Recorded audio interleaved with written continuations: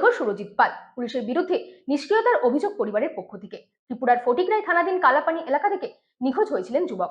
পুলিশের দরজায় গিয়ে অসহযোগিতার অভিযোগ আনলেন মা সঞ্চিতা পাল।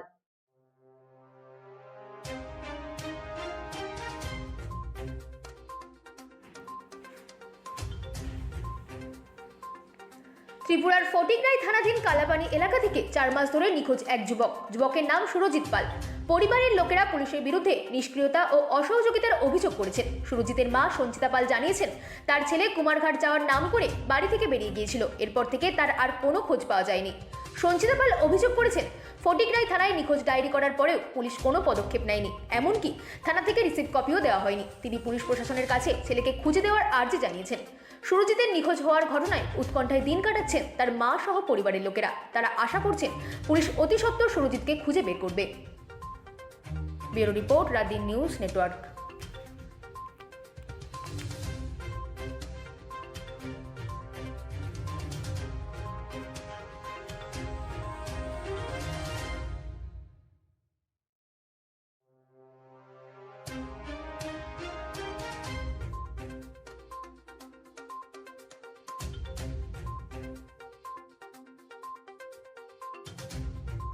না রিসিভ কবিটা দিছে না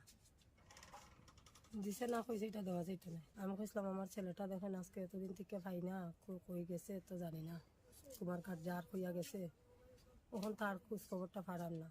তো এর লিগে দরখাস্তটা দিলাম আপনারা, আমার ছেলেটা যেন একটু তাড়াতাড়ি করে খোঁজ করিয়া দেওয়ার লাগে।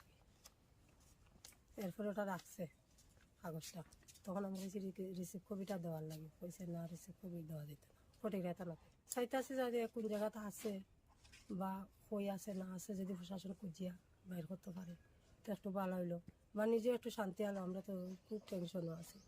আমার ছেলের নাম সুরজিৎ পাল। আজকে প্রায় 3 মাস ধরিয়া আমার ফুলার খবর পাইয়ার না। হে বাড়ির থেকে গেছে গিয়া, কই গেছে তো কইতাম পারি না। কুমারঘাট যার হইয়া গেছে।